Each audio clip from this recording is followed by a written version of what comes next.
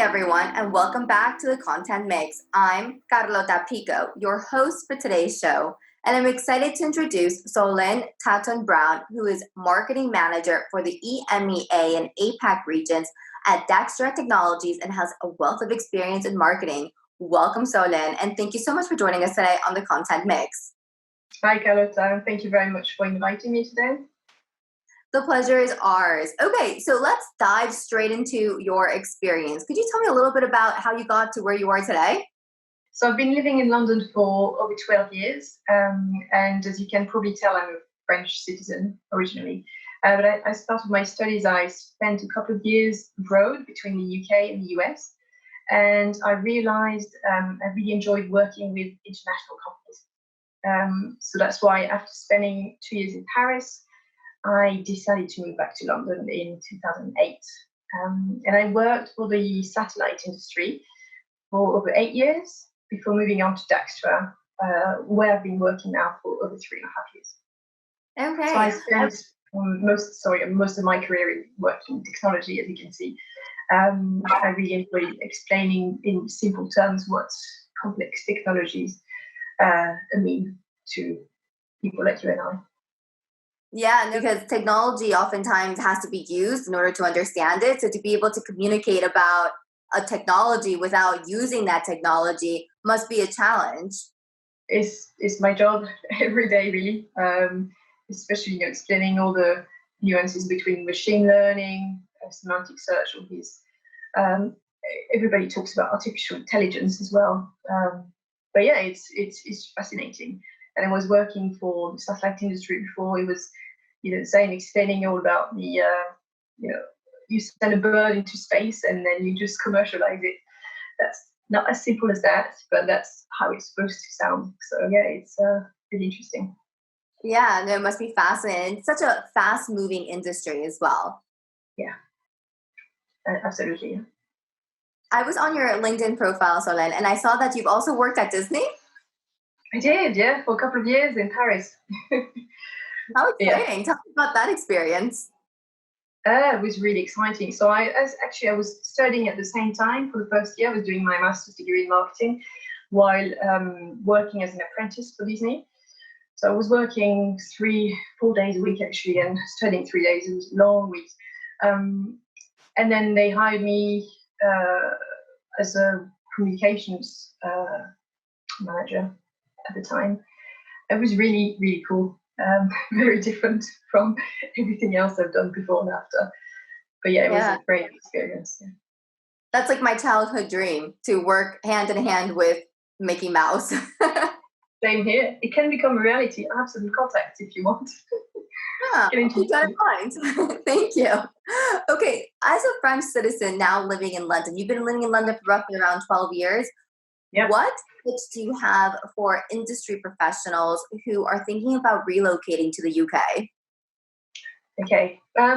London is a great city. I absolutely love it. So first of all, people are really open-minded. They're really welcoming. And what I really like about it is, they come from all over the world. So you can make friends who come from lots of different countries. Same for, my daughter who goes to school. There's kids from all over the world. They speak English, but they all speak a second language as well, which is very exciting. But if someone wants to move to London for work, basically, I think the main difference with France is that, the companies here tend to hire people based on their skills and their motivation. So they will give you a chance, even if you haven't been to, Oxford or Cambridge or something. Whereas, if you work in France, generally they will, hire you based on, which school you've attended, your grades. First of all, more importantly than what you're actually able to do. So I think it's a big difference in terms of career. But if they want to come to London, they better come quickly before Brexit starts at the end of this year. Yeah. How do you think Brexit's going to impact the workforce?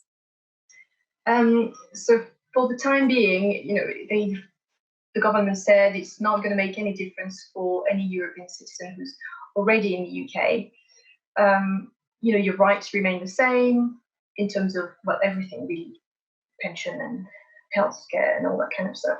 But for new people who want to come in after Brexit, we don't have the details yet, but it might be slightly more difficult if they don't earn. They have to earn a minimum, of I think 35 or 40,000 pounds or something per year to be able to have a decent life in London. You can't survive on a minimum wage. It's quite an expensive city. It's great in terms of going out and culture and everything. There's lots of opportunities, but if you come here just for a few months you really have to find a good job.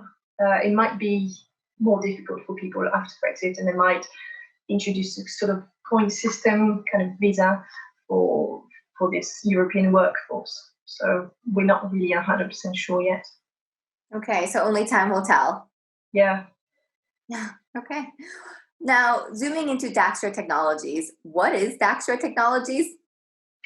Well, DaXtra itself, the name means data extraction. So basically, we are it's a recruiting software. So we help recruiters to find the best candidates for jobs. It's funny enough, this is how they found me. My CV was matching the job description. But, no way. Yeah. So I thought, well, actually, it works really well because they obviously found me. And yeah, it's proven to be a really good product that works really well. So there's two aspects to the product. Basically, one side is matching the candidates to jobs, and the other side is making sure that the database of our clients is always up to date with the latest information. When candidates update their profiles, their phone number, their experience, education, all of that is always up to date. And just to summarize, we just do all the admin tasks automatically for recruiters to make sure they can spend more time talking with clients and talking with candidates, which is really what the core of recruitment should be. Okay, so your natural client is a business. It's a B2B company? Yeah, mainly recruitment agencies, but also corporates. So any employer who wants to hire people can use DaXtra as well. Okay, let me talk a little bit about COVID-19 then, because I'm sure that it's affected a lot of your clients. How can future clients use your technology to find the right candidate? Yeah, so we've actually looked at the effects of the coronavirus on the industry, and obviously lots of people have lost their job, been furloughed. Agency was struggling for a while. Now we can see that the numbers are picking up. What we really thought is realized after talking to clients and prospects is that they have to be ready for when they're going to receive lots of CVs, and new jobs are going to start opening as well. So having all this candidate data coming through the database, they have to be able to cope with the number of CVs coming in. That's where DaXtra can help, basically, to make sure automatically when you receive a CV, it's put into the system in the right place, coded properly, done automatically for you. And then also, obviously, on the other side, you query in and automatically it tells you, okay, these, say, 5 people are the top candidates for the job because they are matching the job description. So you should get in touch with these guys. Okay, so it helps clients to save time and also to save money, basically. Yes, exactly. Yeah. Excellent. Now, Solène, what type of questions have you asked yourself during COVID-19 times to help you relate better with your audience? So we're wondering about, if some agencies might not survive, or it's a tricky time. Some people are actually not working. Are they going to be online? Is it worth doing all these, marketing activities that we usually do? Are they going to see all that efforts? Are they going to notice all the work we're doing? But yeah, we decided actually, let's do it to make sure they are ready to, when the recovery starts, which hopefully should be quite soon. So we moved, obviously, all our face-to-face events online. There's actually 4 in the next 5 or 6 weeks. And also, it's a lot of work. Also, we organized some webinars, explain the benefits of the product, and it brought us some good quality leads. What was interesting is to see that some people we had spoken to like 2-3 years ago who'd gone quiet suddenly realized, okay, actually now is the time to invest in technology, so I'm going to get in touch with them. And we got lots of people who we hadn't spoken to for years who suddenly, were very interested in having a more in-depth demonstration. So that was I was happy that we actually decided to carry on with all the marketing activities. Okay, excellent. So since you weren't able to host in-person events, you decided to take that strategy online, and you were able to tap into prospects that perhaps would have not attended your in-person events. Yes, it is much more difficult, especially when you're, not everybody's based in London. So if you have people in other parts of the UK, they might not travel to London anyway. So it's easier, obviously, to reach a much broader audience. And also the other aspect was, carry on, as you know, this is your job as well, to write content which is really relevant for the audience. And this is what we are concentrating on. Okay. Now, I want to take a walk down memory lane. Could you talk to me about some of the proudest marketing moments? So perhaps a project or an international campaign that just really stands out. From a long time ago or recently? Anything that you want. Okay. Well, first thing that comes to mind is when I was working for Disney, because you like it, so I'm going to mention it. I had to create some very cool videos with all the characters of Disney characters, and then seeing them in reality in the hotel lobbies, all the maps and all the leaflets, communication tools that I had to create, even in hotels, in bathrooms and everywhere. You really have to communicate each point of the customer journey, and seeing them in live and actually seeing the guests using them. And I think I love doing that. Otherwise, in my next job, I would say is probably the conferences I was organizing for hundreds of clients. We had to start from scratch, finding the speakers, the venue, all the logistics part of it, but also, putting together the whole program. And when it's done, what a relief, you're very happy. And when the client comes to you and say, thank you, you've done a great job, that's really rewarding as well. Yeah, I definitely agree. I love when clients compliment us on our work. Okay. Now, let's say you had the opportunity to do it all over again. Would you still choose a career in marketing? Wow, good question. I think so, yeah. What I love about marketing really is the teams I've been working with. When I was in the US, it was a really small team. There was only 4 of us in the whole company. So you really had to get on with them, and it was like a second family. It was great. When I worked for the satellite industry, we had a much bigger team, but they're based in different regions.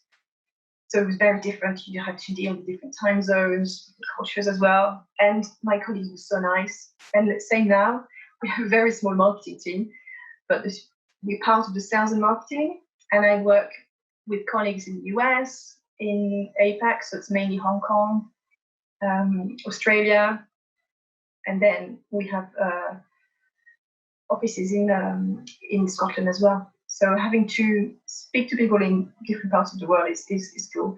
And what I really like about marketing, I think, is the communication aspect.